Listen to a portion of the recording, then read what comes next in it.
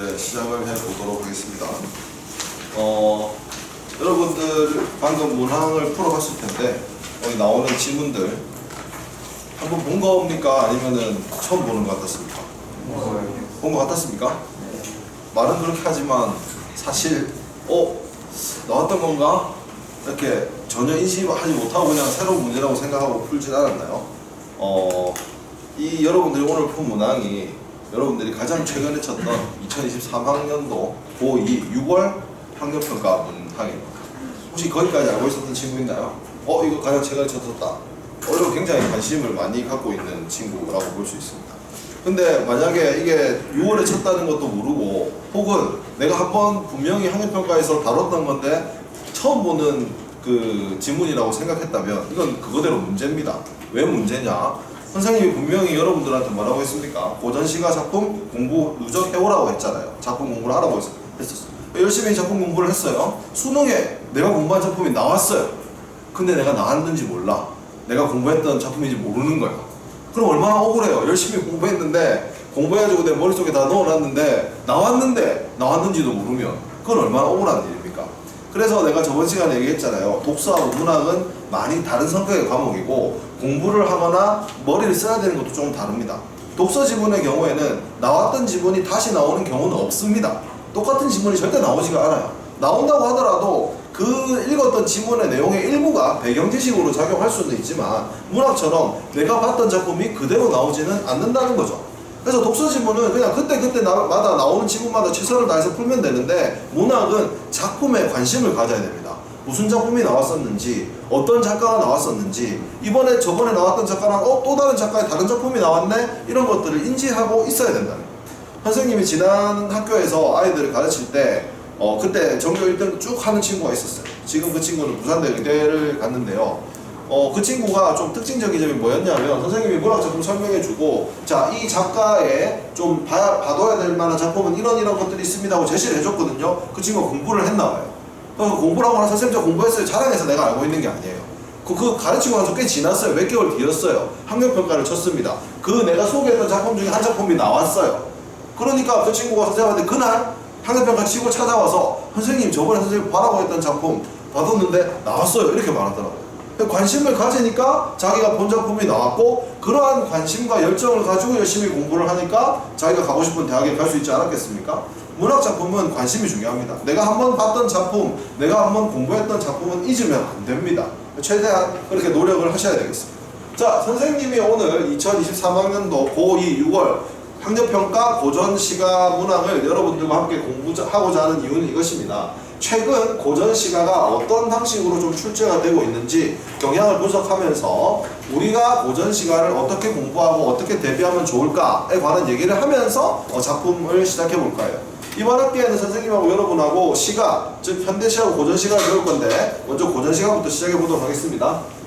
자, 2023학년도 수능 그리고 여러분들이 쳤던 2023학년도 고2 3월 합평과 6월 합평, 그러니까 가장 최근의 수능 그리고 가장 최근에 여러분이 쳤던 학력평가에 고전시가 지문이 어떻게 구성이 되어 있었느냐. 먼저 여러분들의 3월 합평에는 박일로의 노계가라는 가사 그리고 이태준의 자연과 문헌이라는 현대수필이 복합되어 나왔습니다. 그 다음에 지금 여러분들이 학습지로 갖고 있는 6월 합평 부강의 북새곡이라는 가사, 신교의 기사님이라는 연시조, 그 다음에 안도현의 엿장수 생각이라는 수필이 나왔습니다. 자, 그럼 가장 최근 수능은 어떨까요? 2023 수능에서는 이황의 도산 12곡이라는 연시조, 그 다음에 김득연의 지수정가라는 가사, 그리고 김운의 겸재빛이라는 현대수필이 묶여 나왔습니다. 어때요? 최근의 경향을 보면 고전시가만으로 복합지문을 구성하는 것이 아니라 뭐가 포함되어 있죠? 그렇죠. 현대수필이 포함되어 있습니다.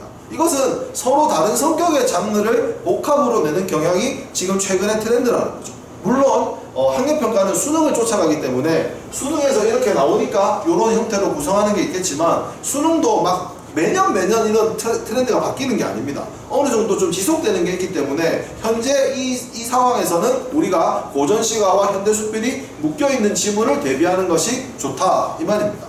그러면 출제자들이 왜 이 고전시가하고 현대수필을 묶느냐? 자, 묶음 지문에서는 여러 가지 그 지문을 제시해주고 가, 나, 다와 같은 기호로 묶습니다. 그죠? 근데 지문을 묶어놓고 가에서 두 문제 내고 나에서 두 문제 내고 다에서 한 문제 내면 안 묶은 거랑 똑같습니다. 지문을 묶는 이유가 없죠. 지문을 묶었다면 어떤 문항을 출제해야 되냐면 가나다가 있으면 가와 나의 공통점과 차이점, 혹은 가나 다에서 공통적으로 발견되는 것들, 이거를 내야 문항적으로 완성도가 있는 문항이라는 거죠. 그래서 서로 다른 성격의 수필과 고전 시간을 묶었을 때는 분명히 그 두 개에서 뭔가 물을 만한 지점이 있었다는 겁니다. 그러면 어떤 걸 가지고 연계해서 묶게 되느냐, 그게 이 세 가지입니다. 첫 번째가 표현법, 두 번째가 시연하시고 어떤 구절의 의미, 세 번째가 주제적인 측면에서 작품을 비교해서 감상하는. 표현법은 고전시가 작품이 아까 봤다시피 3월 합평에서는 고전시가 한 편, 현대수필이 나왔지만 6월 합평과 수능에서는 가사하고 또 뭡니까? 그 연시조가 같이 나왔죠. 시가 두 개 나왔잖아요. 시에서 그 독서에서 윗글의 내용과 일치하지 않는 것이라는 문제가 100% 다 나온다면 시에서 100% 다 나오는 문제는 표현법입니다.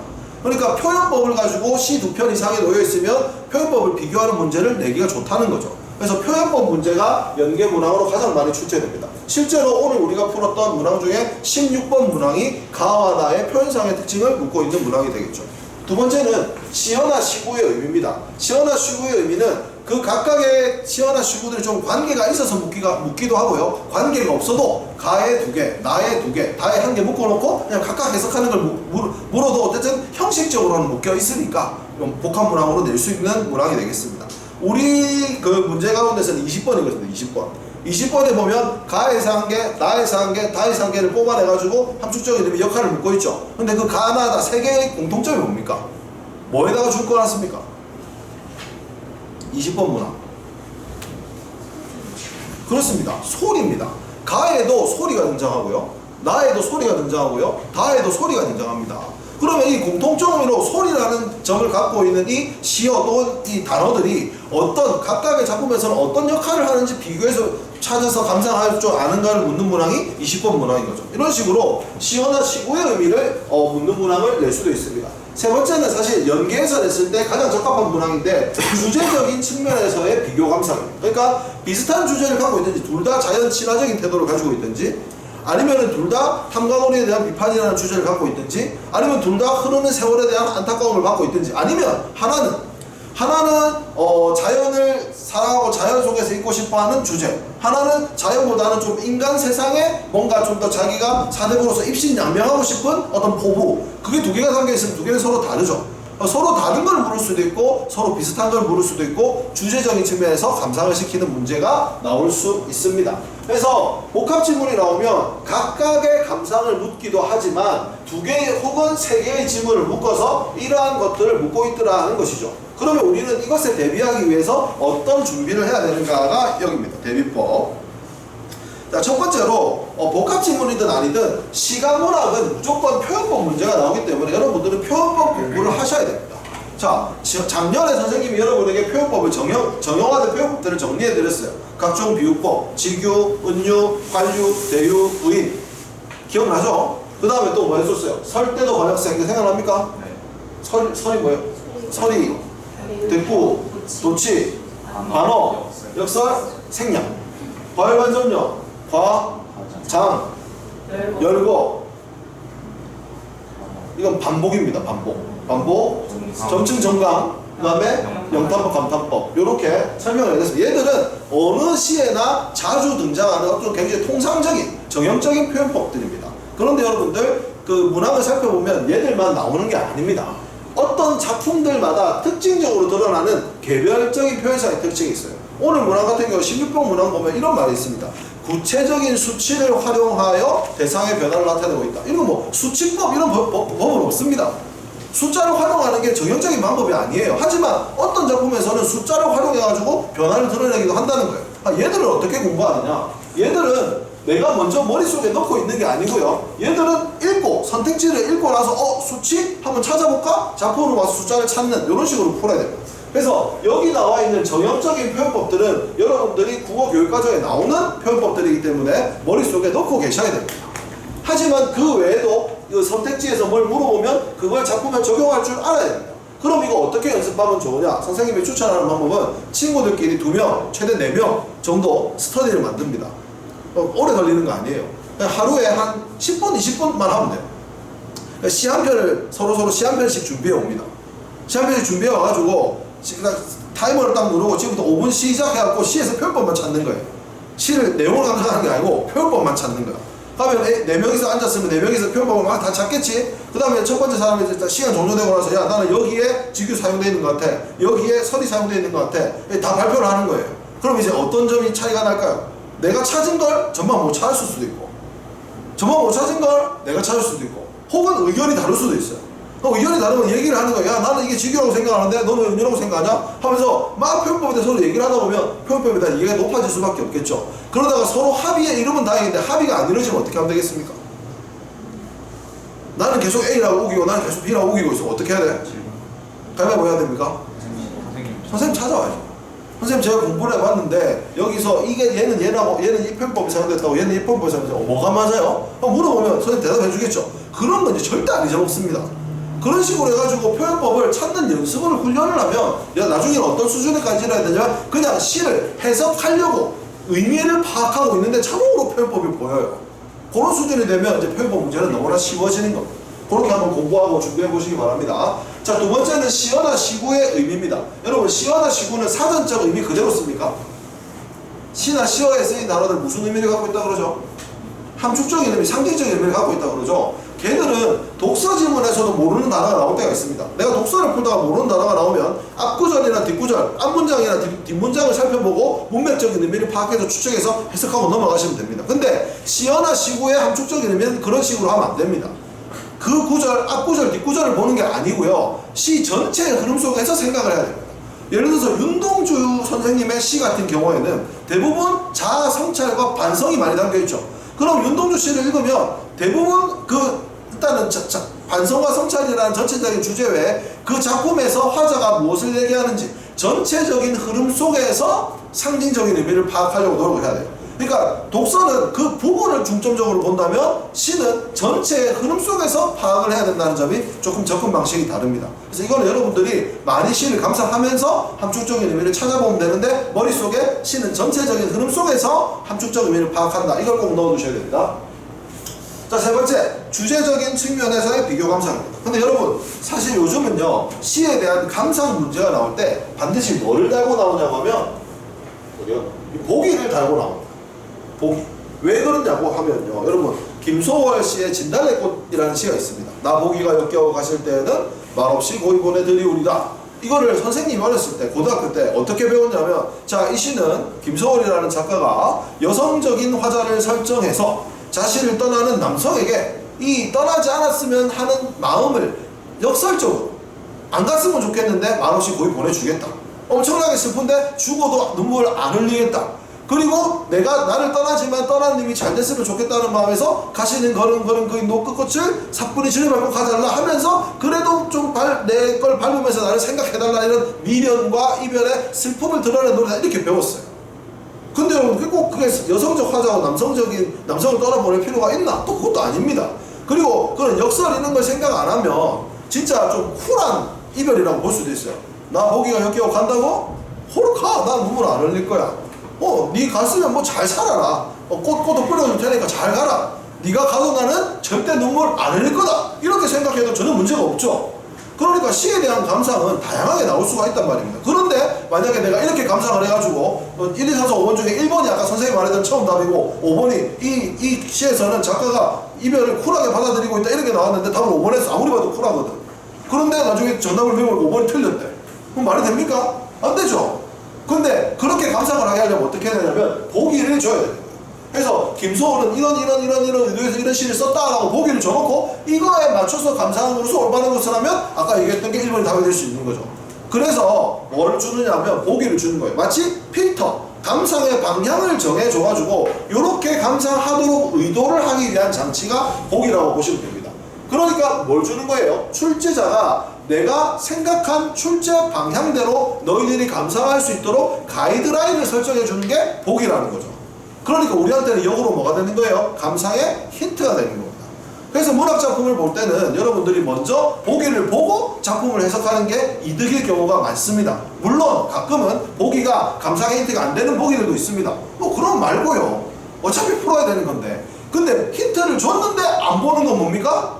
이건 내 손해지 않습니까? 그래서 습관을 가져야 돼. 이게 습관 안 가지면 절대 안 가집니다. 보기부터 보고 풀어야 돼요. 자, 그러면 오늘 여러분 문항에 17번 문항 한번 봐보시죠. 17번 문항. 17번 문항을 보니까 뭐가 나와 있습니까? 북새곡에 대한 간단한 해설이 나와 있죠. 북새곡은 작가가 암행어사로서 북관, 즉 함경도를 지나면서 자기가 암행어사로서 겪은 일, 탄간오리들에 대한 행포, 그 다음에 백성들의 삶의 모습을 보면서 느끼는 연민, 이런 것들을 서술한 가사다라고 감상방에 나와 있잖아요. 이거를 읽은 상태에서 우리가 가 작품을 한번 해석해 보겠다라는 겁니다. 근데 여러분, 우리가 고전 시간을 감상할 때 해석에 어려움을 겪는 학생들은 대부분 뭐 때문이냐? 현대국어와는 조금 다른 느낌, 다른 모습의 중세와 근대국어가 잘 해독이 안 되는 경우, 또 한자어가 너무 많아서 진행 겁을 먹는 경우입니다. 근데 여러분들 최근으로 오면 올수록 이 고전 시가 문학들이요, 현대화된 버전으로 많이 제시됩니다. 옛날으로 가면 갈수록 옛날 모습 그대로 나오고요, 현대로 오면 올수록 좀 현대판 많이 돼서 나온 겁니다. 오늘 국왕의 북새곡 읽으면서도 현대와 조금 다른 얘기는 있었지만 그래도 완전히 해석 안 될 정도의 버전은 아니지 않습니까? 점점 그렇게 가고 있거든요. 그래서 작품 공부를 할 때 조금 옛날 기출 문제 느낌으로 공부를 해놓으시면 앞으로 나오는 고전 시가들이 어려워서 해석이 안 되는 경우는 거의 없습니다. 정확하게 해석이 되지 않더라도 작품 전체의 의미 맥락 속에서 현대에 맞게끔 좀 바꿔서 해석을 하시면 여러분들 충분히 해석해내실 수가 있습니다. 선생님과 같이 해석을 하면서 그러한 지점들을 한번 살펴보도록 하겠습니다. 자, 그러면 오늘의 작품으로 한번 넘어가 보도록 할게요. 국왕의 북새곡이라는 작품. 여러분, 이건 장르가 가사입니다. 가사는요, 수능에 가장 많이 출제된 장르입니다. 가사가 1위, 시조가 2위입니다. 그래서 여러분들이 작품 공부를 하실 때는 가사랑 시조 위주로 하시길 바랍니다. 물론 학력평가에는 가끔 한시라는 장르가 좀 종종 자주 등장합니다. 근데 수능에는 한시가 나온 지 20년이 넘었습니다. 그래서 여러분들이 작품 공부를 할 때 비율이 50%는 가사, 40%는 시조, 나머지 10%를 딴 걸 하셔야 돼요. 그래서 가사 시조가 제일 중요하고, 실제로도 이제 작년 수능에도 가사가 나왔고 지금 여기도 가사가 나와 있습니다. 자, 우리는 국왕이 암행어사라는 점, 그리고 이 암행어사를 하면서 지은 것이라는 것을 알 수 있습니다. 여담으로 이 국왕의 북새곡 같은 점 보면 이 작품을 연구한 학자들의 논문을 보면 암행어사가 지은 유일한 가사다라고 말하기도 합니다. 굉장히 특이한 작품이에요. 암행어사의 모습을 잘 살 수 있고 볼 수 있고, 여기 실려있지 않고 상당히 길이가 긴 작품인데 끝에 가서 보면은 암행어사를 은퇴하면서 소감 막 이런 것도 나와 있는 그 부분도 있습니다. 막 학위를 받아서 힘들었다 막 이런 힘든 이야기도 하고 그래요. 자, 일단 오늘 작품 읽어보도록 하겠습니다. 가사는 길이가 비교적 긴 편이고요, 이렇게 잘려있지가 않습니다. 밑에 연시조는 연별로 구분을 해놨잖아요. 가사는 쭉 이어져 있어요. 그래서 여러분들이 뭐 해야 되냐면 여러분들이 의미별로 좀 잘라서 읽을 수 있어요. 같이 가볼게요. 헌 누더기 옷을 입은 무리가 남자인지 여자인지 모르겠는데 어린 자식은 등에 업고 조금 큰 놈들은 손을 잡아서 끌고 울면서 눈물 씻으면서 엎어지기도 하면서 옵니다. 누구일까요? 백성이라는 걸 뭐 때문에 알 수가 있죠, 우리가? 이거 암행어사고, 암행어사가 백성에 대한 관찰이 나온 작품이 북새곡이라고 했잖아. 그러니까 힌트를 보고 오면 이거 약간 백성의 불쌍한 모습이네 라는 게 파악된대. 백성들이 지금 뭐 하고 있는 것 같아요? 어디론가 이동하고, 자식 다 풀고 어디론가 이동하고 있는 모습입니다. 근데 그 모습을 보니까 국왕은 어떤 기분이 들었어요? 차마 못 보겠다. 너무 안타까워. 차마 못 보겠다. 그래서 뭐합니까? 나직이 물어봅니다. 누구한테 물었겠어요? 당연히 작가 국왕이 백성한테 물었겠지. 뭐라고 물었어요? 따옴표 쳐도 되는 거, 이제 따옴표. 어디로 쫓아오면 어디로 가자는 거. 요새는 이런 말 안 쓰지. 요즘 말로 하면 어떻게 될까? 야, 누구 어디서 왔노? 그럼 어디로 가노? 이거 알겠습니까? 어디서 왔니? 어디로 가니? 이거죠? 줄어들 가는 사람인가 가게 되면 얻어먹나? 줄어들이 지금 뭐 잘 해석이 안 될 수 있습니다. 왜냐면 이거 주는 거로 생각할 수 있으니까. 근데 뒤에 걸 보십시오. 가게 되면 얻어먹나?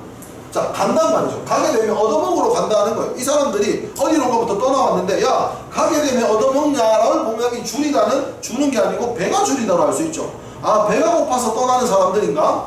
그쪽으로 가게 되면 밥은 얻어먹을 수 있나? 아니 아무데도 아마 한 가지일 거야. 여기서도 배고픈데 딴 데 가도 마찬가지일 거다. 그러니까 어떻게 하자고요? 날 따라 도록 하자고요. 왜? 내가 누군데? 암행어사라고. 암행어사. 야, 너 가도 마찬가지다. 나 따라 도록 하자. 나를 따라서 도록 하면 너희 사또한테 가서 보고 내가 편안하게 살게 해줄게. 왜? 나 암행어사니까. 그 말이에요. 백성들이 무리가 힘들게 하고 있으니까 야, 너 가도 마찬가지야. 아무데도 안 가지야. 날 따라서 도록 하면 내가 너희 사또 해결해 줄게. 편안하게 살게 해줄게. 이렇게 얘기를 했다는 것이죠. 그래서 어딥니까? 묻는 말씀부터 여기서부터 여기까지는 사실 따옴표로 처리해서 국왕의 말을 옮겨 놓은 것으로 봐도 크게 상관이 없습니다. 자, 국왕이 그렇게 말을 하니까 백성들은 뭐합니까? 겨우겨우 대답을 합니다. 뭐라고요? 우리 곳은 당진이라. 이거 뭔 말이에요? 우리 곳이 뭐예요? I'm from 당진. 이제 이건 내가 살았다. 내 고향은 당진입니다. 나 당진에서 왔어요. 라고 하는 거죠. 당진은 어떤 곳입니까? 여러 해 흉년이 들어서 살 길이 없는 곳입니다. 게다가 도망한 사람의 신고안을 있는 자에게 물리는 곳입니다. 이 화는 세금이니까요. 세금을 어떻게 물린다는 거예요? 세금이 너무 많아서 누가 도망가. 그럼 누구한테 준다고? 남한 사람한테 준다고. 그러니까 내 것도 못 바치겠는데 남의 복식을 어떻게 합니까? 또 못 바치면 어떻게 됩니까? 매 맞아요. 매 맞으면 어떻게 삽니까? 물론 아무런 목적 없이 정처 없이 떠나가게 되면 거기서 배가 고파서 죽을 수도 있는 줄 알지만은 안 가고 어쩝니까? 여기 있어도 굶고 맞고 죽을 지경인데 차라리 구렁 밑에 보면 무덤이라 되어 있습니다. 차라리 무덤에 염려 없이 묻히면 도리어 편하겠습니다. 그러니까 지금 사는 게 뭐보다 힘들다는 거예요. 죽는 것보다 사는 게 힘듭니다. 차라리 죽는 게 편하겠습니다. 이런 이유로 갑니다. 물론 가도 못 먹을 것 같지만 지금 여기는 굶고 맞고 죽을 지경, 죽음보다 더 힘들기 때문에 나는 떠납니다 라고 하면서 백성의 대답이 끝납니다. 여기서 끊어야 돼요. 상황 종료입니다. 상황 종료. 왜냐하면 그다음부터는 백성하고 대화가 아니에요. 백성하고 대화가 끝나고 나서 이제 국왕은 어떤 결심을 하는 겁니까? 안 되겠다. 급히 가자. 어디로? 당진으로 넘어가보자. 이 백성을 한번 살려보자 해서 고개를 넘어갑니다. 둘째 고개를 넘어서서 고을의 모습을 바라보니까 10집에 7집은 횡그러니 비었대요. 왜 비었어요? 뭐 살기가 힘드니까 떠난 거죠. 횡그러니 비었더라. 또 마을로 들어가가지고 보니까 남은 집은 곡성 우는 소리만 들립니다. 왜? 살기 힘드니까. 전년에는 2000호였는데 금년에는 700호. 가구수가 2000가구였는데 1300가구가 빠진 거 엄청나게 많이 빠졌죠. 미혹한 유부사와 답답한 이도, 부사와 도가 관직이니까 얘는 뭐예요? 유시성을 가진, 이시성을 가진 관리들이죠. 유관리, 이 관리는 뭐하냐, 이 바보 같은 것들은. 국고, 나라의 곡식도 중요하지만 인명, 사람의 목숨을 왜 안 보냐. 나라 곡식 거두는 것도 중요한데 사람이 살고 봐야 될 거 아니냐, 이 답답한 것들아 라고 지금 탐관오리들에 대한 비판이 지금 나타나고 있는 거, 지방관리들에 대한 비판.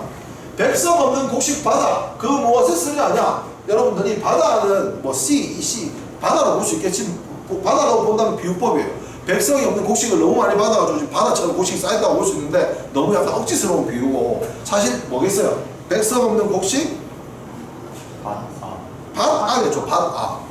왜냐하면 옛날에는 중세 근대 국어에는, 지금은 우리가 받침을 살려서 쓰지만 옛날에는 받침이 여러 데서 뒤로 넘어가면 넘어가는 대로 표기를 많이 했습니다. 그래서 여러분들 중세 국어 읽다가 고전시가 읽다가 막히면 이 뒤에 있는 거 밑으로 내려보세요. 해석이 잘 되는 경우가 많습니다. 백성도 없는데 곡식을 받아가지고 어디다가 쓰냐냐 이 바보들아, 이렇게 얘기하는 거예요. 출도가 뭔데? 암행어사 출도하는 거 아닙니까? 암행어사 출도해서 전령 파발을 보내가지고 임금님한테 리징족직이라는 과도한 세금 없애고 허두잡이 가짜로 머리숱 세는 호역들도 덜어주고 신고한 7만석을 탕감하자, 빚을 없애자고 임금님한테 건의하겠다라고 말하면서 끝이 납니다. 그래서 이 북관을 지나면서 이곳에서 이 백성들의 피폐한 모습을 보고 이것을 건의를 해서 바꾸고 싶은 국왕의 의지가 드러나는 부분이라고 볼 수 있습니다. 해석이 그렇게 어렵지 않죠. 자, 다음은 신교의 비산음을 보도록 하겠습니다. 신교의 비산음은 연시조입니다. 여러분, 가사하고 시조가 다른 점은, 시조는 이렇게 초장, 중장, 종장에 세 개의 연으로 끝이 납니다. 그래서 각 연별로 그 의미가 완결이 됩니다. 아까 가사를 우리가 임의로 끊어야 된다면 특히 연시조는 연별로 감상을 하시면 됩니다. 그리고 여러분들 귀산음이라는 제목도 한번 생각해 봅시다. 귀산이 뭐예요? 귀산.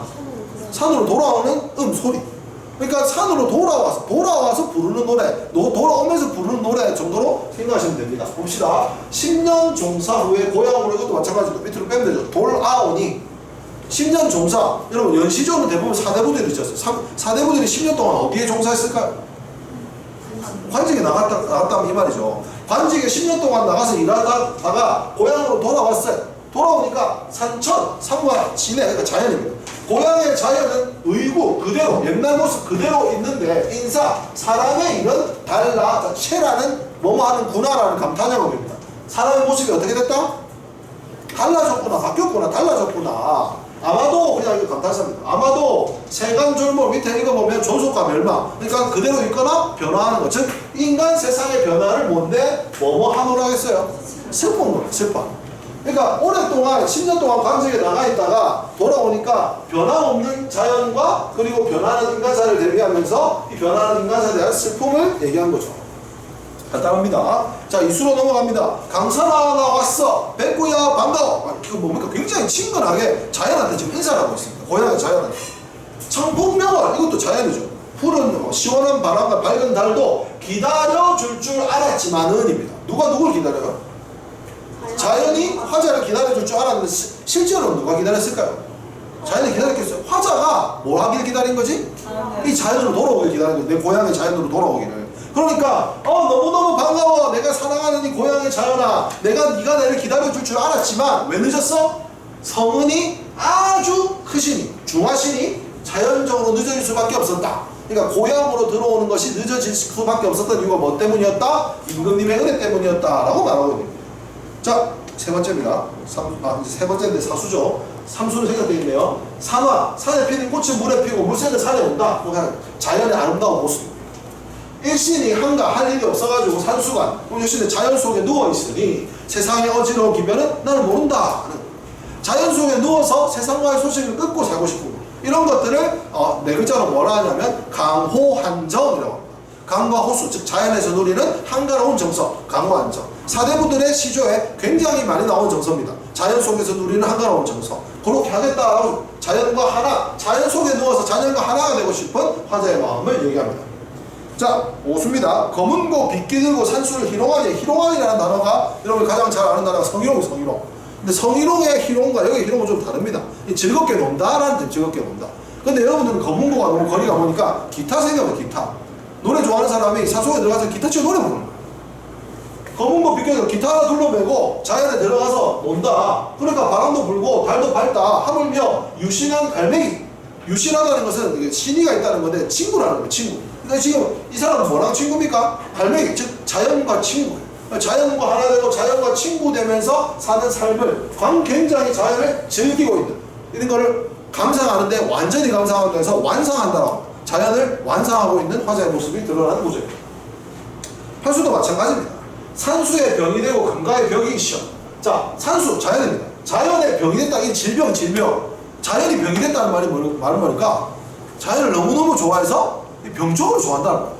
자연을 좋아하는 병에 걸렸고, 금가, 기타 치면서 노래 부르는 겁니다. 검은고 타면서 노래 부르는 거. 이 기타 치면서 노래 부르는 습관이 있어. 여러분들 중에서도 습관적으로 흥얼흥얼 노래 부르는 친구도 많죠. 이 사람도 자연에만 들어가면 그냥 검은고 타면서 그냥 습관이 되어 있는 거야. 그래서 경치 좋은 곳에 가서 그 검은고를 타면서 노래 부르면서 논다. 냅둬라. 초로 인생, 이슬과도 같은 덧없는 인생. 안 놀고 뭐 하겠냐. 10년 종사하고 돌아왔지만 그런 부귀영화는 별로 중요하지 않다라는 거예요. 뭐가 중요한 거예요? 지금 내가 이 아름다운 자연에서 노는 거, 이게 중요하지. 뭐 그렇게 복잡하게 부귀영화를 탐할 필요가 있느냐? 인생의 덧없음과 자연 속에서 누리는 삶의 즐거움에 대해서. 기본적으로 고향으로 돌아와서 이 고향 산의 아름다움, 그리고 내가 자연 속에서 즐기고 싶은 이 마음을 노래하는 시가 신교의 귀산음이라는 시조가 되겠습니다. 이해 안 되는 부분 없죠? 자, 마지막으로 안도현의 엿장수 생각이라는 현대수필입니다. 여러분, 현대수필이 출제가 되면, 특히나 고전 시가와 엮어서 출제가 되면 현대수필을 읽는 우리의 1번 목적은 뭐냐면 주제 파악입니다. 결국 수필에서는 막 세부적인 걸 묻는 게 아니라 이 수필의 주제나 어떤 중심 내용을 다른 작품하고 비교하는 문제가 많이 나오게 됩니다. 그래서 주제만 파악하시면 됩니다. 엿장수 생각의 주된 내용은 뭘까요? 내가 엿장수가 있었던 시절이 어떻다? 그립다. 그게 주제입니다. 그게 주제. 그 정도만 파악하시면 됩니다. 자, 그러면 문항으로 들어가도록 하겠습니다.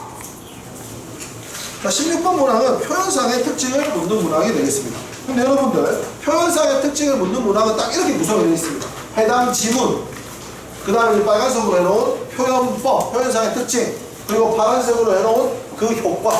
그러니까 이 지문에 이 표현법이 사용돼서 이 효과가 나와야 얘가 동그라미입니다. 이 3단계가 돼야 됩니다. 이 지문에 얘가 사용되고 이 효과가 나왔을 때 얘가 맞다라고 합니다. 근데 16번은 뭐까지 들어있냐면 이 달리가 들어있습니다. 달리는 얘 두 개를 비교할 때 쓰는 어떤 그 출제 장치입니다. 달리가 나오면 내가 어떻게 풀으라고 했죠? 달리를 일단 지워.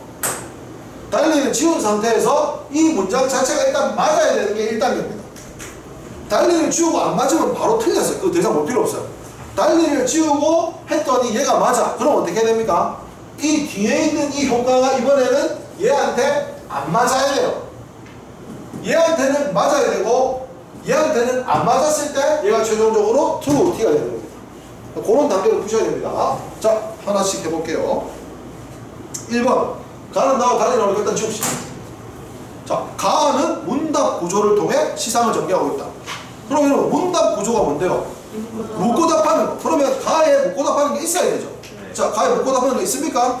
있죠. 아까 있어요. 물어보고 백성한테 물어보고 백성은 겨우겨우 대답했죠. 문답 구조가 있어요. 자, 그럼 문답 구조가 있으면 시상이 전개될까요? 무조건. 이 시상의 전개는 무적의 효과입니다. 아무 때나 다 참고쳐도 다 맞습니다. 왜냐하면 시상 전개 자체가 시가 내용이 전개된다는 거예요. 표현표를 쓰면 당연히 시가 써지잖아. 그러니까 이 시상 전개는 거의 무적의 효과라고 보시면 됩니다. 그래서 가의 문답 구조를 통해 시상 전개를 하네요. 그럼 이제 뭐가 돼야 됩니까? 나의 문답 구조가 없어야 됩니다. 자, 나의 문답 구조 없나요? 뭔가 말시키는 건 있어요. 강사가 나왔다, 백구야 반가워 한데 그쪽은 대답이 없습니다. 문답이 아니죠. 그래서 나에 해당하지 않기 때문에 1번이 true, 최종적으로 답이 되는 겁니다. 그래서 제가 1번이 답인 바람에 얘가 굉장히 오답률이 높은 문항이었습니다. 표현법도 좀 찾기가 어려운 아이들이고 게다가 가와 나와 달리 막 이러놓으니까 엄청 헷갈렸다.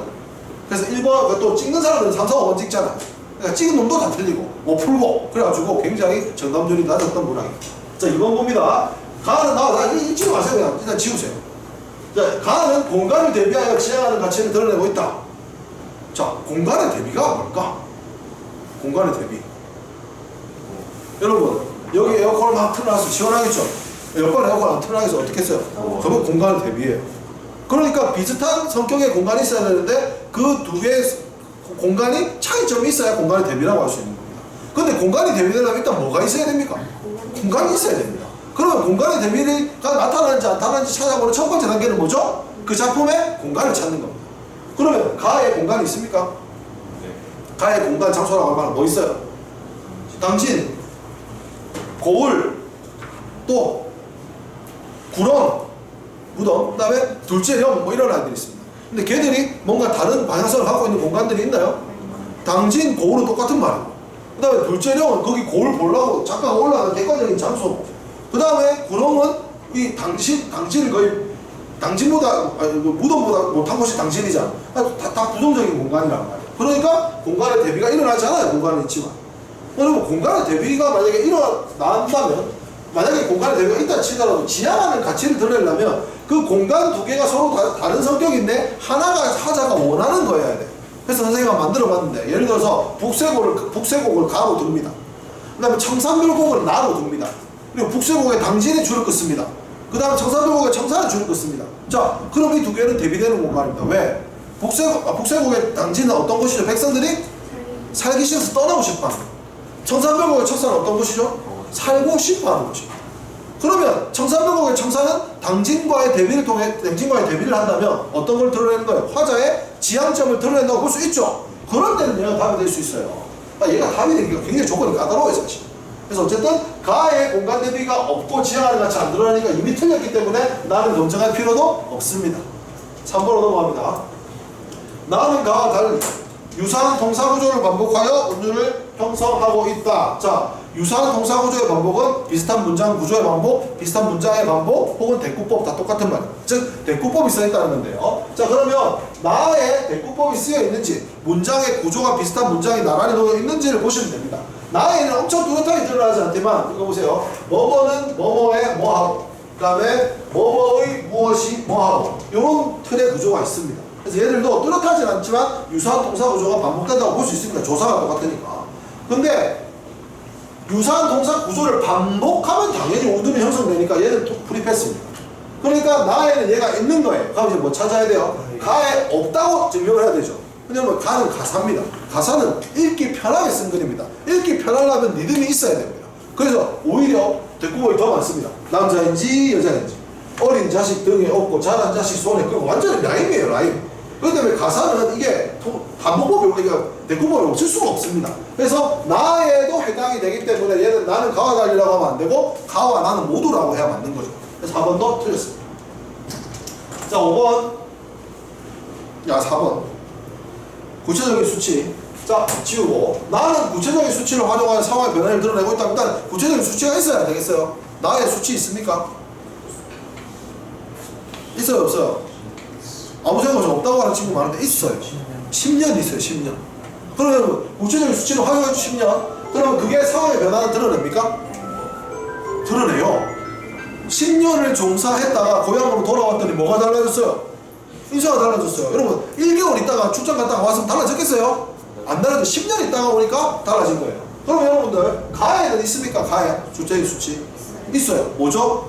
전년에 2000여 금년에 700호. 그러니까 이 상황이 변화했으면 수치로 나타나죠. 얘도 가와 나 모두가 돼야 되는 겁니다. 마지막으로 5번 가와 나는 모두 계절감이 드러나는 시어를 사용해야 된다 그랬는데 계절감이 드러나는 시어는 뭘까요?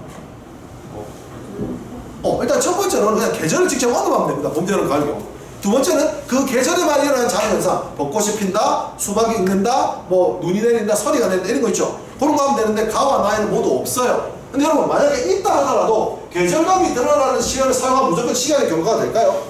그것도 아닙니다. 2개 정도가 최소한 계절이 변해야 돼요. 예를 들면 이런 거죠. 우리는 벚꽃이 피는 3월에 만났지. 그런데 지금은 낙엽이 지는 가을이야. 그러니까 헤어져. 이렇게 하면은 봄이 나오고 가을이 나오니까 시간의 경과가 드러나죠.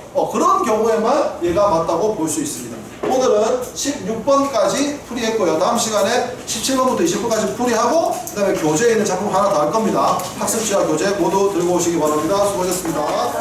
우리 지난 시간에는 그 국왕의 북새곡, 그 다음에 신교의 기사능, 그리고 안도현의 엿장수 생각이라는 세 가지 작품 고전시가 복합문항을 함께 읽고 해석한 다음에 표현법으로 연계된 문제를 풀어봤습니다. 16번까지. 오늘은 이제 남은 17번부터 풀이를 하고 우리 다음 작품으로 넘어가도록 할게요. 자, 17번 문항을 보시면 선생님이 저번에 얘기했던 보기를 바탕으로 작품을 해석하는 문항입니다. 근데 보기를 바탕으로 해석의 방향을 일정하게 정해주는 이러한 형태의 보기는 오히려 문제를 풀기 전에 그 지문을 읽어야 되는 우리들한테는 힌트로 작용을 한다고 얘기를 했었습니다. 그죠? 근데 사실 이 출제자들은 이 보기를 쓰는 게 여러분한테 힌트를 주려고 쓴 건 아닙니다.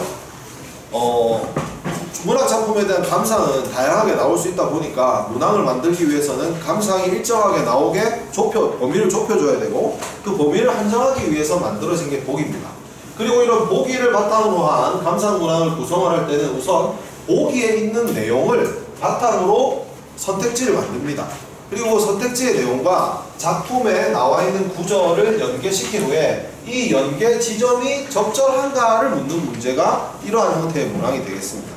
잘 보시면 선생님이 색깔로 좀 표시를 해놨는데요.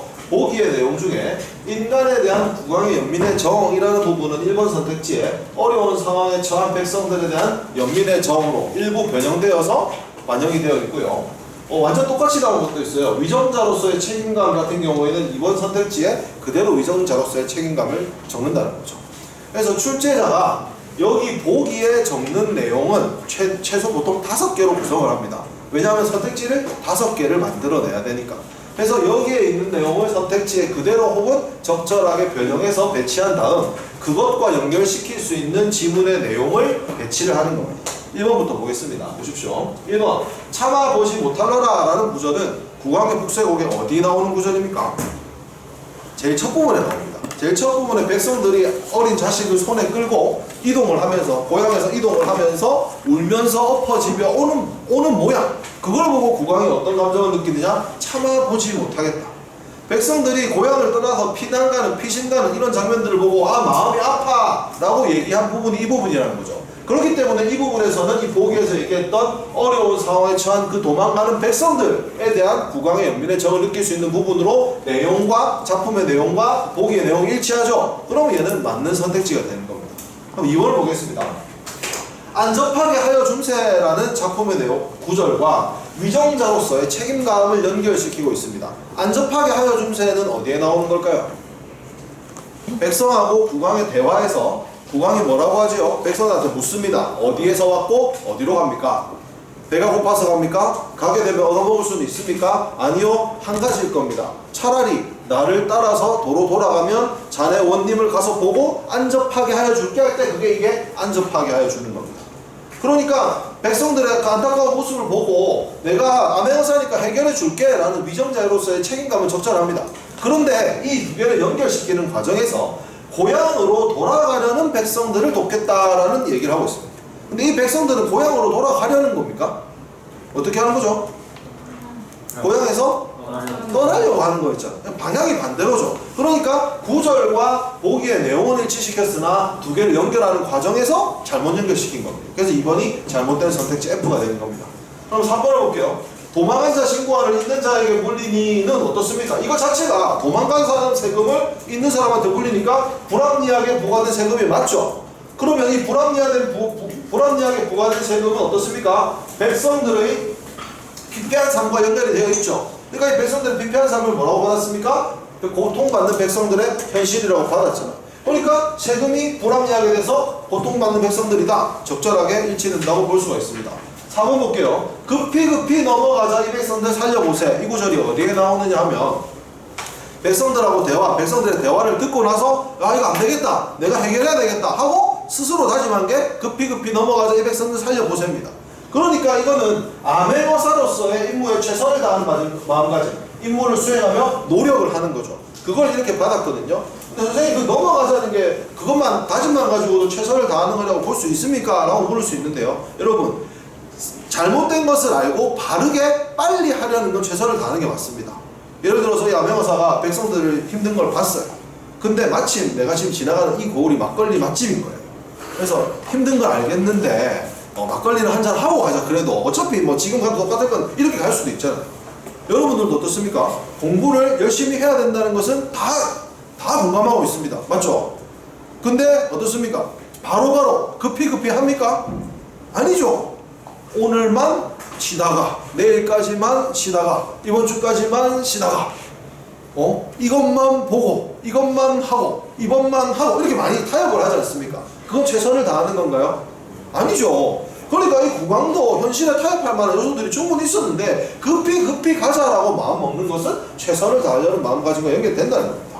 자 5번 백성 없는 곡식바다 그 무엇에 쓰려하노. 이거 어디서 나오는 거예요? 답답한 유부사와 미혹한 유부사와 답답한 이 도는 국곡도 주거니와 인명인들 아니볼까 하면서 그 관리들이 뭔가 잘못하고 있다고 질책하는 그 다음 구절이 백성 없는 곡식 받아서 어디다 쓸래? 라고 하는 그 구절이에요. 그러니까 이건 뭡니까? 잘못 정치하고 있는 관리들에 대한 비판의 목소리죠. 그러니까 어디라고 연결시키는 겁니까? 지방관리들의 폭정, 백성들을 수탈하는 지방관리들에 대한 부정적 인식 뭐라 하는 거잖아요. 그러니까 적절하게 연결이 되죠. 그래서 정답은 2번이다 이렇게 해야 되는 거예요.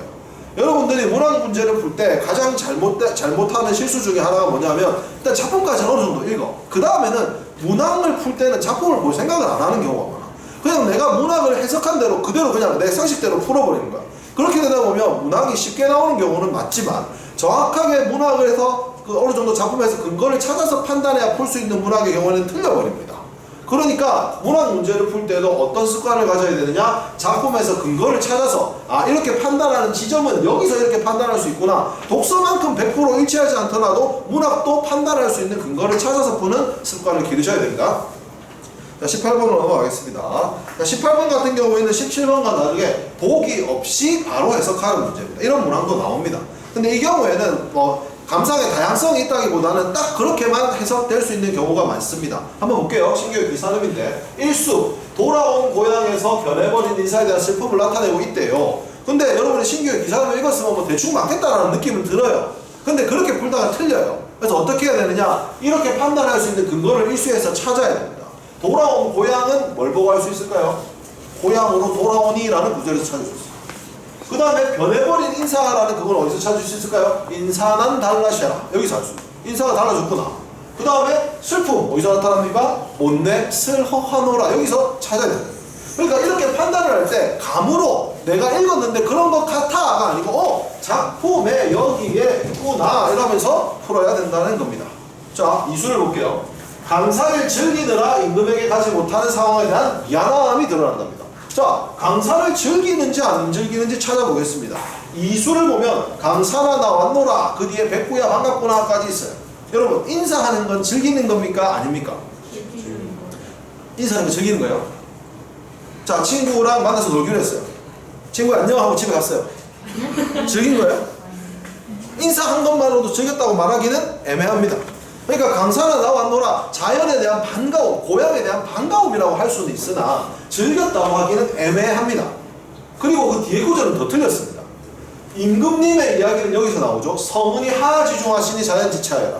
근데 요거 중장을 보면 뭐라 되어 있습니까? 청풍명월도 기다려줄 알것만하니라는 구절이 나오거든요. 그게 뭐예요? 청풍명월, 고향의 자연이 나를 기다리고 있는 줄 알았는데 내가 늦었어요. 자연지체했어요. 뭐 때문에요? 임금님의 성은 때문에. 임금님 나를 어떻게 해주신 거지? 관직에 계속 써주신 거죠. 내가 비천한 몸이지만 임금님께서 나를 써주신 성은이 만극해서 내가 늦어졌다라는 소리잖아. 그러니까 임금님한테 가지 못하는 게 아니고 고향에 돌아오지 못한 이유가 임금님의 성은이다라고 말해야 적절한 거죠. 그래서 2번이 틀렸습니다. 3번의 사수, 이거는 여러분 너무나 똑같습니다.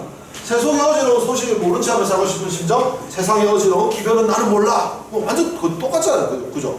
이거는 똑같으니까 맞습니다. 5번 오수, 자연과 어우러지는 모습을 통해서 자연에 대한 친근감. 그럼 자연과 어우러지는 모습이 있는가? 아까처럼 인사만 하고 끝나는 건 아닌가 살펴봐야지. 자, 검은고 빗기 들고 산수를 희롱합니다. 자연 속에서 검은고를 치면서, 그리고 그런 자연 속에서는 어떻습니까? 청풍도 불고 명월도 돌아옵니다. 그러니까 지금 자연의 아름다운 자연의 모습 속에서 이 작가는 검은고를 들고 연주를 하는 겁니다. 근데 여러분, 검은고 연주를 하는 것이 단순히 자연과 어우러지는 모습인가라고 좀 의문을 가질 수가 있는데, 여러분, 검은고는 꼭 자연에서만 쳐야 되는 거 아니거든요. 예를 들어서 옛날 양반 같은 경우에는 기생집에 가서 즐길 수도 있는 거고요. 아니면은 뭡니까? 도심 한가운데서 궁궐에서 즐길 수도 있는 거예요. 근데 궁궐이나 기생집에서 검은고를 연주한다고 해서 자연과 어우러진다고 할 수 없죠. 하지만 이 사람은 어디에서 치는 겁니까? 검은고를 빗게 두고 산수를 자연과 더불어 논다는 얘기잖아요. 그러니까 자연과 어우러지는 모습은 맞습니다. 그러면 자연에 대한 친근감은 어디서 드러나느냐? 유신한 물력이는 오명가명 하나니에서 드러나는 거예요. 유신하다는 건 뭐냐? 서로 신이 믿음이 있다는 거거든요. 근데 믿음이 있는 게 왜 친근감이냐? 여러분, 유교의 덕목 중에 삼강오륜이라는 게 있습니다. 들어봤습니까? 그 오륜 중에 친구와 관계된 덕목이 붕우유신이라는 덕목이 있어요. 붕우유신, 법붕자를 써가지고 친구와 친구 사이에는 뭐다? 신이 믿음이 있어야 된다라는 거거든요. 갈매기하고 내하고 믿음이 있다는 건 신용거래 한다는 소리가 아닙니다. 갈매기하고 내하고 믿음이 있는, 즉 친구 사이라는 거죠. 그러면 갈매기가 나랑 친구 사이가 있다는 것은, 갈매기는 자연의 대표급이라고 볼 수 있죠. 그러면 뭐라고 할 수 있는 겁니까? 갈매기가 나랑 친구다. 자연에 대한 친구감을 드러냈다 볼 수 있는 거죠. 그러니까 이렇게 하나하나 근거를 찾아서 푸는 연습을 해야 안 틀립니다. 자, 마지막 5번 팔수. 인생이 더럽다고 느끼기에 라고 판단할 수 있는 지점이 어딥니까? 이거면 초로 인생. 이슬과도 같은 짧은 인생. 짧은 인생인데 뭐 그래 모으려고 하나 지나고 나면 없어지는 건데 어떻게 살아야 된다? 안 놀고 어떻게 사냐? 어떻게 놀 건데? 산수 좋은 곳에 금가루는 없다고요. 그러니까 자연과 더불어서 노래를 즐기며 살아야지. 왜? 인생은 덧없는 거니까. 이게 팔수의 내용과 일치하죠? 그래서 5번도 맞습니다. 그래서 틀린 거는 2번이 되겠습니다. 이렇게 보셔야 됩니다. 자, 19번. 자, 엿장수 생각입니다, 여러분. 여기도 보기를 주고 그 작품을 감상하라고 하고 있는데, 선생님이 여기 파란색으로 적어놓은 아이들이 여기에 있는 아이들입니다. 그리고 여기에 있는 아이들이 어떤 효과를 나타내는지를 지금 선택지로 만들어 놓았네요. 그럼 1번 선택지를 한번 볼게요. 아이들이 엿장수를 기다리던 모습을 묘사하면서 그 모습을 통해서 작가는 어떤 효과, 나는 어떤 감정을 느낄 수 있냐면 그들의 애타는 심정이 잘 드러났다라고 표현하는 거예요. 그러면 여러분들, 이 애타는 심정이 드러나는지 안 드러나는지를 판단하려면 아이들이 엿장수를 기다리는 모습을 찾아와야 됩니다. 그럼 아이들이 엿장수를 기다리는 모습은 뭘로 어떻게 묘사되어 있느냐? 오리처럼 목이 길어졌다. 학수고대라는 사자성어처럼 못 빠지게 기다린다는 말 있죠. 간절하게 기다리는 거죠. 그 다음에 담 너머로 슬쩍슬쩍 눈을 돌렸고, 여러분 자꾸 좋아하는 사람이 생기면 시선이 갑니다. 잘 모릅니까? 그런 경험이 없나요? 자꾸 좋아하는 거나 뭐 새로운 물건이 자꾸 눈 가잖아요. 관심 있다는 거잖아요. 그죠? 그 다음에 꿈에서도 가위 소리가 깃절 울리고, 너무 이게 내가 너무 좋아하는 거예요. 막 꿈에서도 나오는 거예요. 여러분 혹시 그런 적 있습니까? 내가 좋아하는 대상이 꿈에 나온 적 있나요? 아직 나온 적이 없다면 누군가를 좋아해 본 적이 없는 겁니다.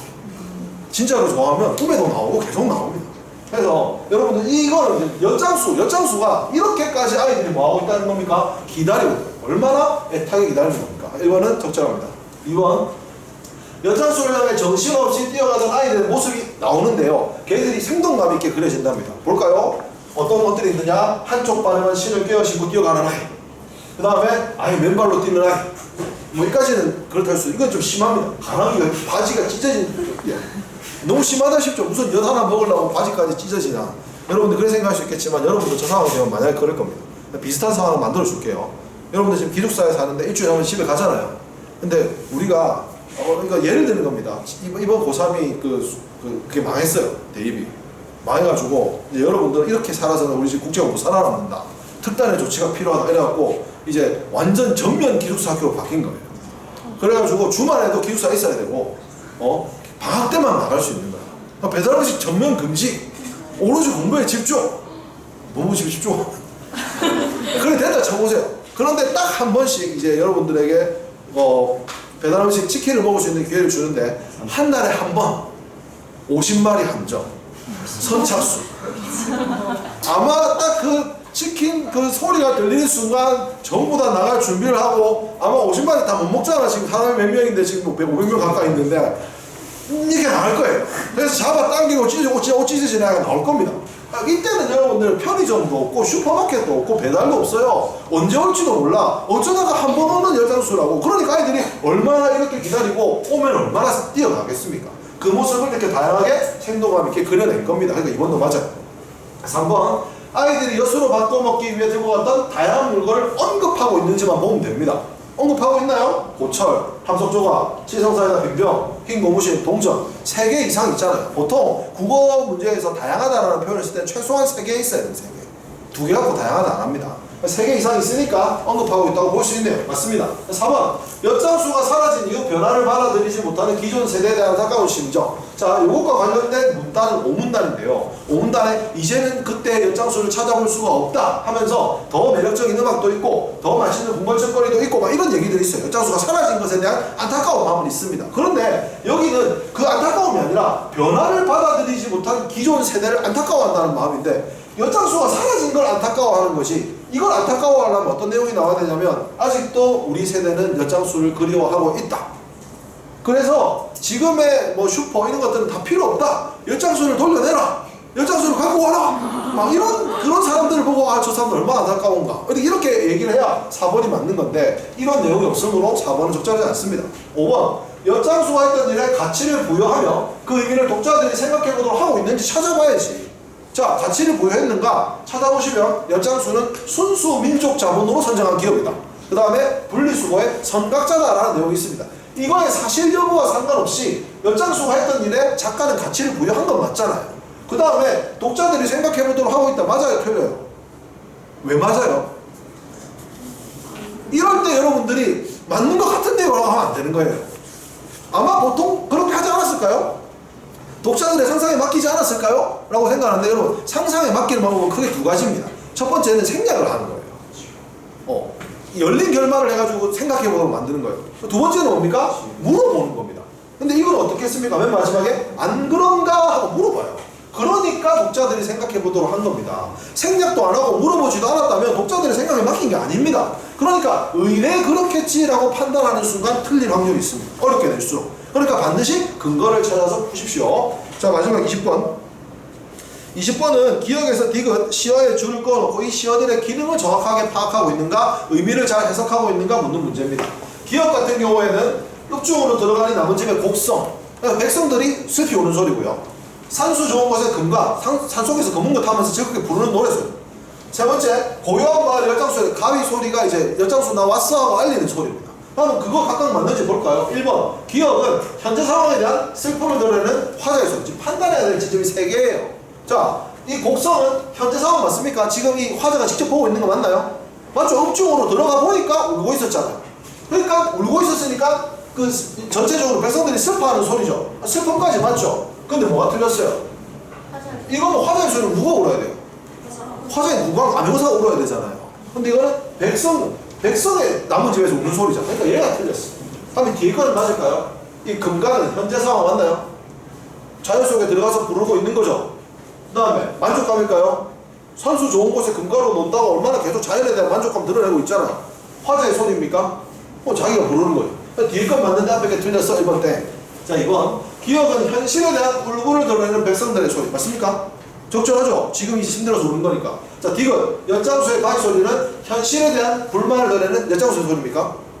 저게 답이 되려면 엿장수가 이 가위 두드리면서 아이 썩을 놈이 사는데 이렇게 살아서 내가 이런 식으로 나와요. 엿장수가 신세를 한탄해야 돼. 그래야 저게 될 수 있어. 하지만 엿장수의 감정은 드러나지 않고 단순히 엿장수가 들어왔음만을 알리니까 이건 적절하지 않습니다. 또 3번 니은은 주변의 경관을 감상하며 즐기는 소리. 맞을까요? 산수 좋은 곳에 금가로 온다. 그럼 맞겠죠? 디귿은 주변의 분위기를 분주하게 변화시키는 소리. 엿장수의 가위 소리가 들리기 시작하면 아이들이 두두두두 뛰어오잖아. 그러니까 분주하게 변화시키는 거 맞죠? 3번이 답이네. 그럼 4번 기억과 니은은 모두 화자의 경험을 떠올리게 하는 소리. 이건 맞을까요? 백성들의 곡성을 듣고 화자는 옛날 경험을 떠올릴 수 있을까 없을까? 이거 듣고 화자가 옛날 생각할 수 있을까 없을까? 한번 다시 할까 안 할까? 여러분이랑 어떨 것 같아? 여러분이 암행어사야. 근데 백성들이 슬퍼하는 소리를 들었어. 그럼 너는 옛날 생각할까 안 할까? 예. 하겠지. 나는 안 할 것 같다는 사람 다 할 거야? 옛날 생각? 하지 않을까요? 옛날에 어떻게 살았는지를 모르잖아요. 자, 선생님이 지금 여러분한테 물어본 이유가 뭐냐면 이 암행어사가 옛날 생각을 할 수도 있습니다. 맞죠? 근데 안 할 수도 있습니다. 다시 한번 모릅니다. 할지 안 할지. 그러니까 예를 들어서 이럴 수 있지. 선생님 제가 생각할 때 이 아까 뭐라 했어요? 보기에서 이 암행어사는 이 백성들이 측은히 여기는 마음, 참아보지 못하려는 굉장히 감수성이 있는 사람이 F예요. F. 그래서 백성들이 우는 소리를 듣는 순간 자기 어린 시절이 생각났을 거예요. 어렸을 적에 우리 집은 가난했었지. 우리 어머니가 나를 그렇게 힘들게 키우셨는데 백성들의 곡성을 들으면서 나도 같이 슬퍼하면서 그래 빨리 도와야지 이렇게 생각할 수 있겠죠. 가능성이 있죠. 근데 그렇게 판단할 수 있는 근거가 있습니까? 작가가 어렸을 적에 가난하다고 판단할 수 있는 근거가 있습니까? 없다는 말이에요. 그러니까 문학 작품의 감상은 다양하게 나올 수 있습니다. 하지만 문학을 풀 때는 누구나 그렇게 생각할 수 있을 만한 개연성이 있는 걸 답을 해야 됩니다. 이것도 봐봐. 금가가 화자의 경험을 떠올리게 하는 소리다. 선생님 생각해보세요. 이 화자는 항상 금가를 타는 습관이 있다고 그랬습니다. 그럼 습관은 어떻게 만들어지죠? 어렸을 적에 만들어집니다. 3살 버려 8까지 간다. 아마 이 작가는 검은고를 어렸을 적부터 배우지 않았을까요? 그리고 10년 만에 돌아온 고향이니까 옛날에 그 고향에서 검은고를 탔을지도 몰라요. 그러니까 이 검은고를 타면서 자기가 어렸을 때 10년 전의 시절을 추억할 수 있겠죠. 근데 꼭 그렇게 해야 됩니까? 검은고를 서울에 가서 배웠을 수도 있잖아요. 그러니까 다양한 가능성이 있는 거예요. 감상은 다양히 할 수 있어. 하지만 떠올리게 하는 소리다라고 단정할 수는 없는 거예요. 그래서 내 자신의 감상을 답으로 하시면 안 됩니다. 그렇게 판단할 수 있는 근거가 있을 때 맞다 틀렸다라고 하는 겁니다. 모르는 걸 맞다고 하시면 안 됩니다. 자, 5번 니은과 디귿은 모두 긍정적인 상황에서 부정적인 상황으로서의 반전. 여러분 이게 되려면 이 소리가 나기 전에는 굉장히 분위기가 좋아야 돼. 이 소리가 나도 분위기가 안 좋아야 돼. 자, 금가로 놀면서 좋았는데 금가 다음에 그 분위기가 안 좋아집니까? 예를 들어서 이래야지. 금가로 놀고 있는데 외적들이 쳐들어. 이래야지 분위기가 바뀌어. 이건 엿장수가 가위 소리 들으면 아이들이 막 놀고 있었는데 갑자기 엿장수가 살인마인 거야. 가위 살인마. 이렇게 해야 분위기가 안 좋게 바뀌는 것이. 이건 말도 안 그런 이상한 설정이 아닌 이상 이 5번은 답이 될 수가 없죠. 그래서 정답은 몇 번? 3번이 되겠습니다. 이렇게 해서 우리가 2023년 6월 고2 학평 고전문학 문학 세트를 모두 풀어봤습니다. 자, 오늘은